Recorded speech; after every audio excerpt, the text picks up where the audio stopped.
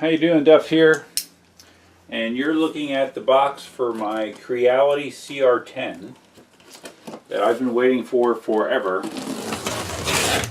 I ordered this, I believe, the end of June sometime,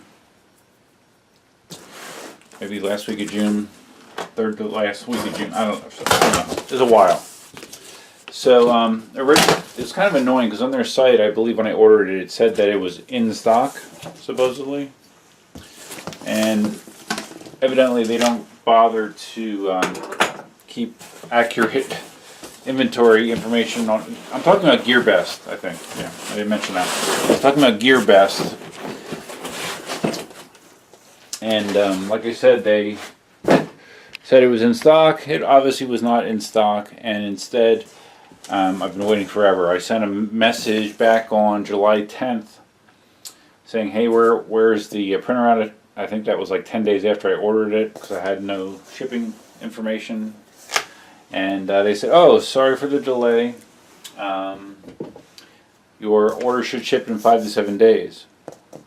So I waited 20 days and sent a message last night saying, hey, you guys told me 20 days ago that it was going to be, you see me? You guys told me 20 days ago it was going to be 5 to 7 days, and I haven't gotten a ship notice, I haven't gotten anything. And lo and behold, I get a response back from them saying, oh, it already shipped. It shipped on July 23rd. So it's ironic that I sent that message last night. I got the email this morning, said it shipped July 27th. I checked the shipping, or the tracking, and here it is. It's actually here today. So I wouldn't really recommend ordering from GearBest. It's just, you know, and I've heard this, if you look at the Facebook group for the Creality, you'll hear the same thing over and over again, that GearBest kind of sucks as far as getting you accurate tracking information. But anyways, here my printer is. It's here. And I'm just going to get it out of the box. There's a million setup videos for the printer, so I don't think I'm going to go step by step. You know, I've had a lot of time to research, so I have a good idea of some gotchas to look for. So if I run into any gotchas, I'll let you know. The printer comes in two main pieces, well, three actually. There's the base plate, then you have the Y-axis, and the power supply and control panel. So I'm gonna remove the packing material and check a couple things. It's funny, they give you a little baby-sized roll of filament. Very small. I don't think I've ever seen a roll that small. I think that's a filament tube, USB cord, a spatula, power cord,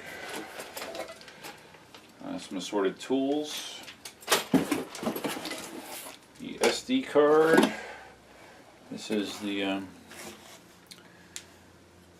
filament holder bracket, I believe.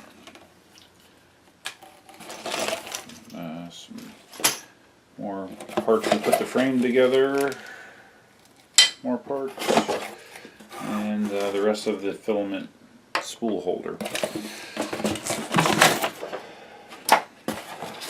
Unfortunately, it's taking so long for this printer to arrive. I've looked at a bunch of videos about setting everything up, but I'm sure I don't remember everything verbatim, so I'm going to go through here and see what kind of problems I run into. Taking the these little spring clips off the base. One of the problems I've heard with these is sometimes the printing bed that they provide is warped somehow. Even though it appears to be glass, there's been instances of it being warped.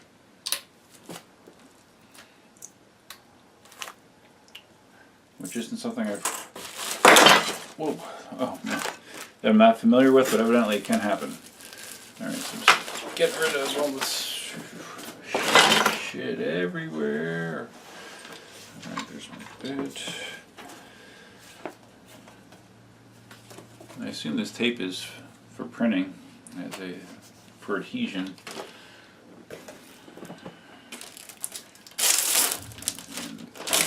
I actually bought some PEI to apply to the bed to help the adhesion because I read that a lot of people had some good results with that.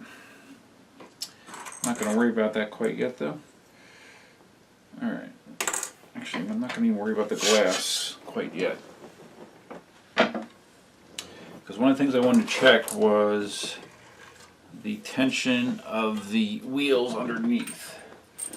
I heard that this is one gotcha. That if you turn this and you see not all 6 wheels are turning, that means that they're probably loose. Okay, that one feels a little loose. That feels good. Okay, this one and this one feels sort of loose.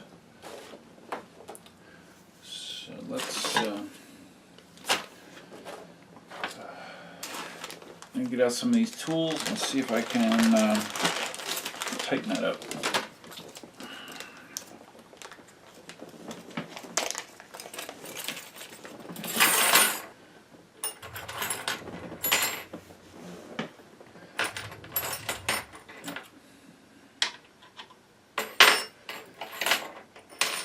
Okay, over 2.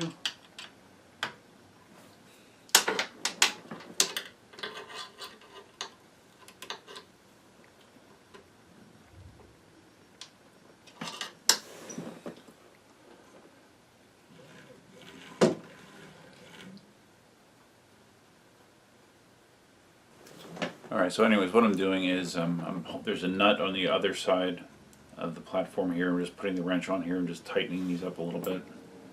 So, no need to watch that. It's annoying.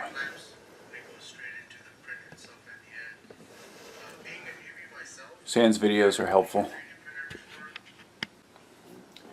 Okay, I'm at the point where you're attaching the Z-axis to the bottom X and Y axis. You're just using these four long bolts here.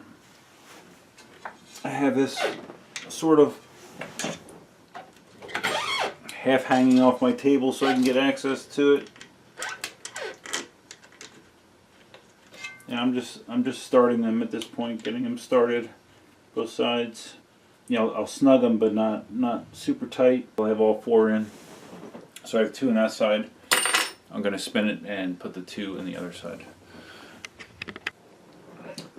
Okay, I'm tightening up the screws on the other side.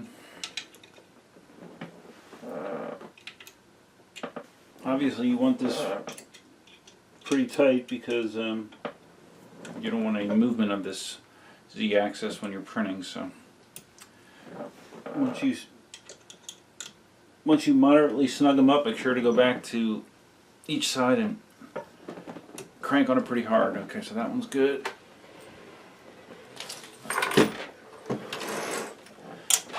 I'm not sure if this table is going to be where this ultimately lives. Maybe. It's a lot bigger than my Flash Forge Finder, that's for sure. I've already printed out some recommended mods for this, like bigger leveling knobs and a stress relief support for the heated bed connection, which I guess I'll put that on right away as well once I remember how to do it. Okay, alright, so that is on and square. It feels strong, I think. It feels strong to me. Okay, on to the next step.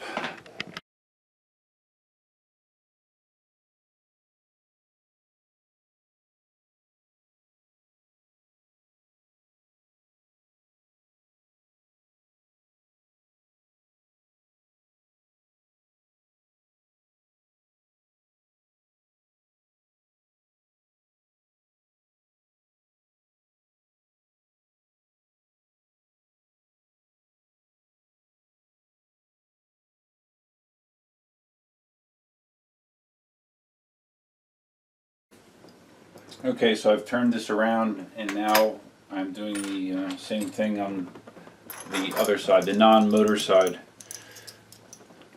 where the vertical section, you turn these so they're vertical, horizontal section, turn them horizontal.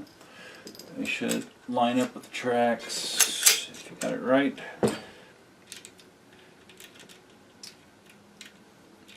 And you just gotta tighten them up. You gotta use a wrench that actually fits if you want to tighten it up. Once you get a couple in, it'll stay. And it seems like these just further reinforce that joint to keep it as stable as possible. Okay, so I'm gonna put the support on for the heated bed cable. Might as well do it while I have everything apart here instead of having to go back and do it after the fact. So basically what I'm doing is I'm on the 3 unaffected leveling bolts, I'm backing them off towards almost to the end to give me some slack to be able to get this mod in. The one where the actual heat cable is, I'm going to take that all the way off. I see why one of the mods is these bigger leveling knobs. Definitely make it easier to turn. Okay, I'm gonna get this other one loose. Okay, have the knob off. So now the screw should pop out. And the spring as well. Okay. So basically the way it works is the spring goes into here. This is your support that the wires go in. So let me put that in. I saw Sam doing this on his channel. He kind of struggled. So I'm going to see if I can struggle slightly less. So it goes like this. This. Alright, yeah, I can see why it's a little challenging. Alright, so yeah, what the challenge is getting the spring to stay in here while you're trying to line everything up. Let's see, how are we going to do that?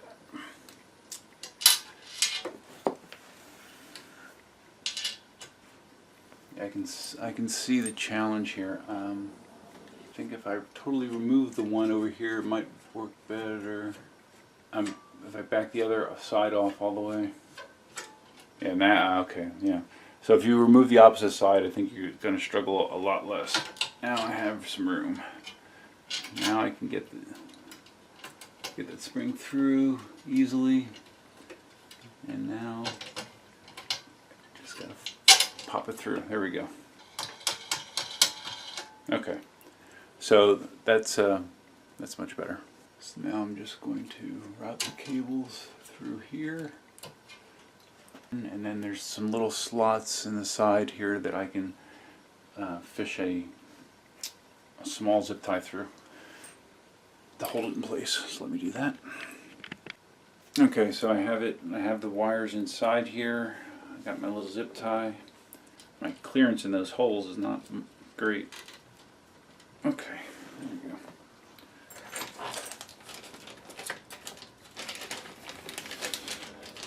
A nice little pair of snips that they give you. Okay. So you can see stress relief in place. Now, when I printed this part, it came with this as well. It looks like it's designed to go over top, but I don't see how that's supposed to stay. I don't know if they do a secondary zip tie. Is it supposed to get pinned underneath the... I don't know. I don't think I need it. I don't know if this is supposed to get pinned underneath the bed, but I'm not worried about it. That will serve its intended function. Put another one of my cool wheels on here to make tightening this easier. So much easier to turn with those big wheels on there. Highly recommend it. Okay. Alright, so the stress relief mod is on. Okay, now I'm at the point where I'm starting to hook up the connections. They do a nice job of labeling each wire. This one's labeled E for extruder, the one I have in my hand. These are the cables that come from the power supply. So, and the fitting is keyed, so you can only put it in one way. So E goes to E. Let's see, this one is X. So X, let's see. X is probably here. Well, let's make sure. Okay, for your X cables, there's two of them. Again, they're labeled. So the bigger one goes down here on the bottom. Make sure it's fully seated. And there should be another one here. ZZX. So this other one goes right here. Well, no, that doesn't make any sense. I'll let you know in a minute.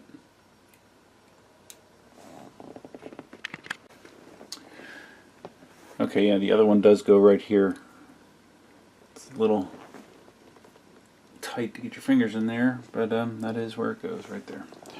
So now, what do we got left here? We have the Z, and these must be the Y's back here. Yep, these are the Y's, so let's move to those next. Okay, so now with the Y cables, there's a big port here, just like the Z, same size connection. It helps if I have it oriented correctly. Okay, there's the big one. I think that's a 5-pin. Then here's the smaller one, the 3-pin. Little hands or a pair of needle nose would probably be helpful here. Okay, it's in. Just make sure that's fully seated. Oops, I gave you some bad information. I said that the one X goes down here. That's actually the Z axis. Or Z axis. The X is going to go here. The big X. If I can get it in there. Come on. Okay, there we go. Okay, the X is there. The Y is down here. And if I would have thought about that, it would have made perfect sense. So there's the one Y, and then the other one is right here. Again, a little tricky to get in there.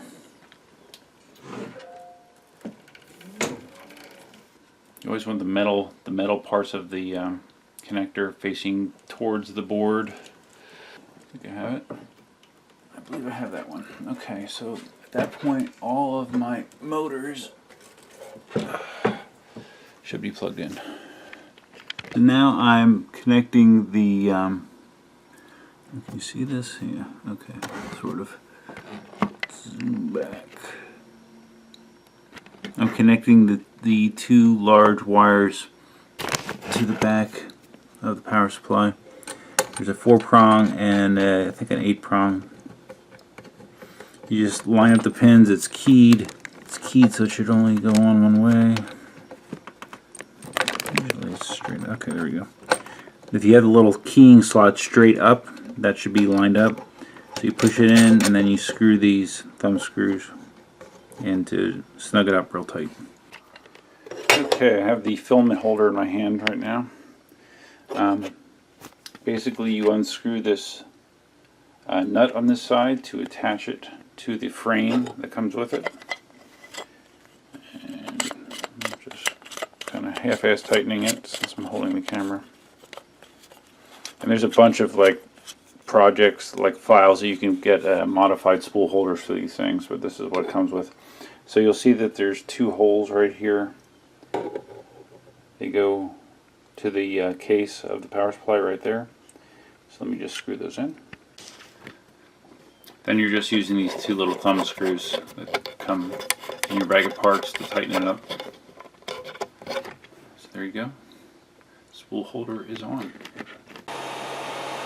How you doing, Duff here? I sort of abruptly stopped my video yesterday because I kind of realized that, hey, I don't I'm learning as I go, even though I was following a video. You know, I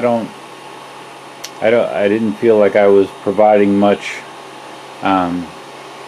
information or reliable information. So I jumped ahead to the point where I actually did a print. I have my spool checked up or hooked up here, got my filament loaded, and it's a much different experience than what I'm used to with my FlashForge Finder, where the user interface is much more polished.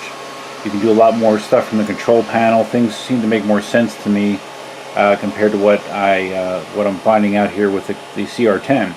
And I'm not saying that's a bad thing, because I realize, you know, what I'm getting with the Finder is targeted at a different audience than what I'm getting with the CR-10. And the CR-10 actually costs less than the FlashForge Finder. So, you know, this all makes sense.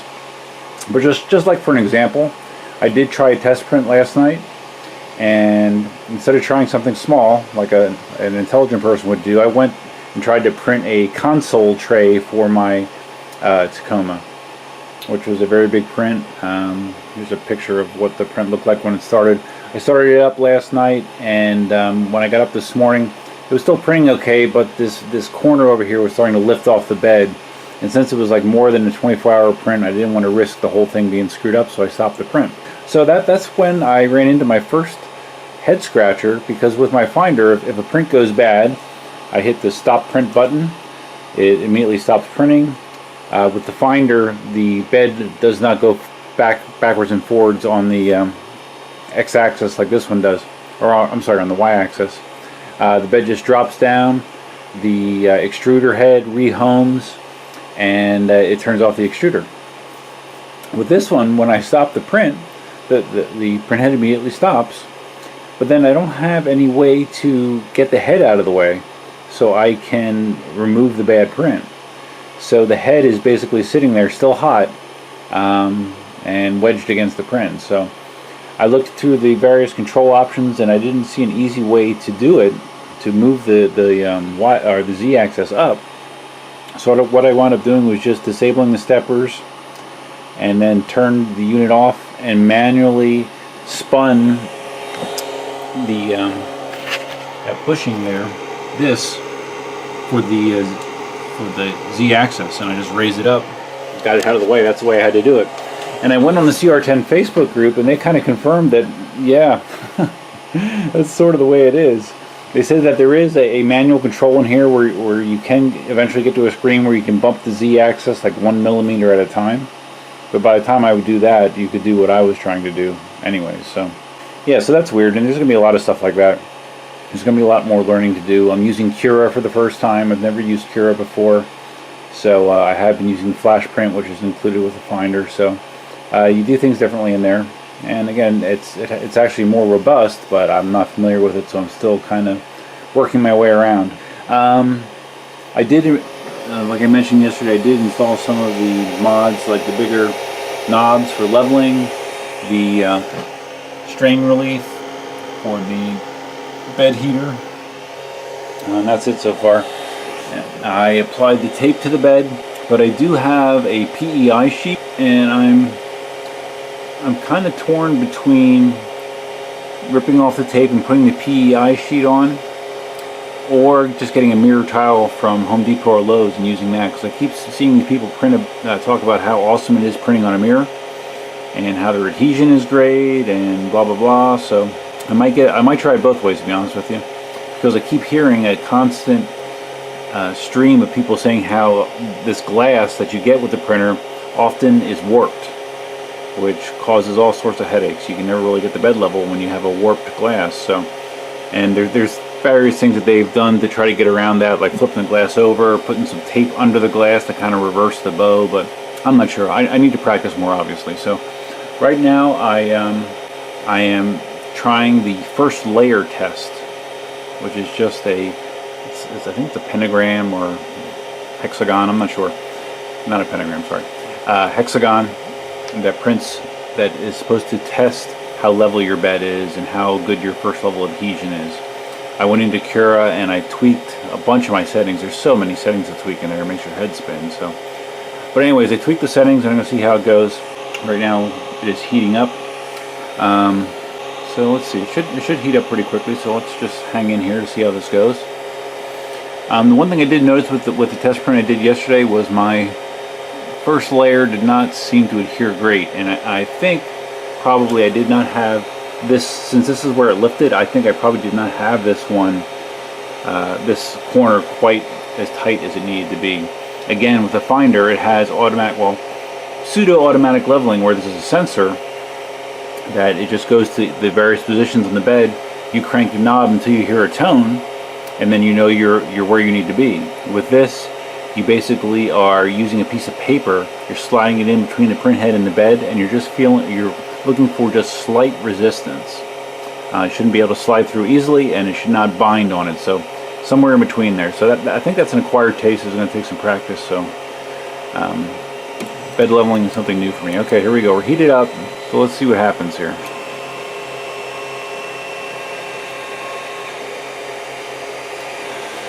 Okay, it's laying down nothing. Alright, there we go. Now it's just... Yeah, see, I can see already it's kind of... That brim is sliding on the plate. It's not solid. Yeah, you can see it's sliding all over the place. Okay, well, I obviously have some more work to do. Okay, so like I said, that print did not work, so I am manually raising my Z-axis. You can see how terribly that's adhering. So I need to do some more leveling work, I think. Okay, so I just redid the leveling process. Leveled that corner, that corner, that corner, that corner, and the middle. But again, I don't have a real good feel for,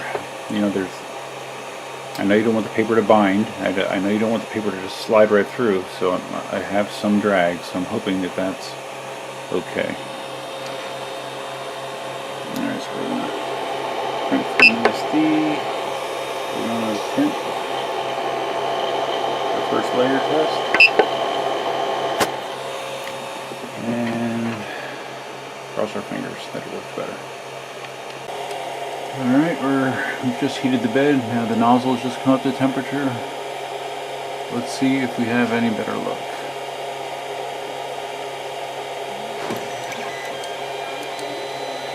Yeah.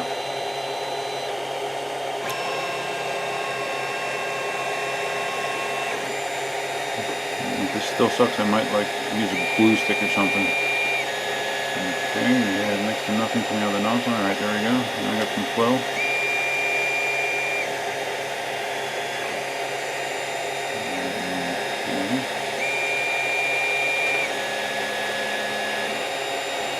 Seems like it's at least adhering better. It's not sliding around the build plate like it was.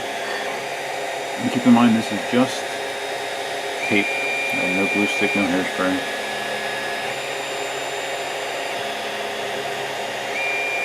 So this is still doing the brim, I assume.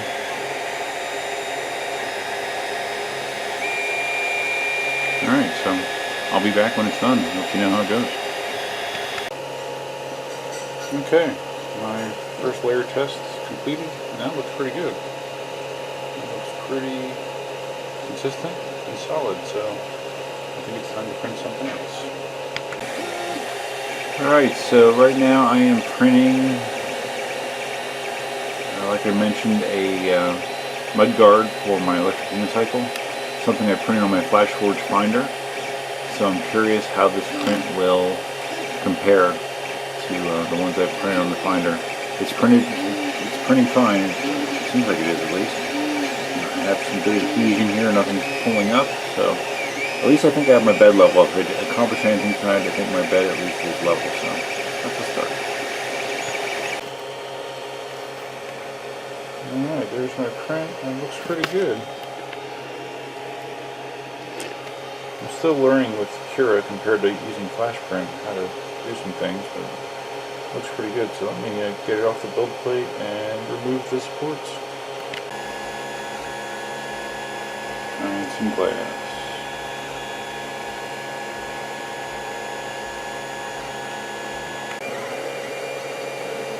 I am being very ambitious trying to print a Arthas from World of Warcraft statue on the mirror using the filament that came with the CR-10. So far, so good.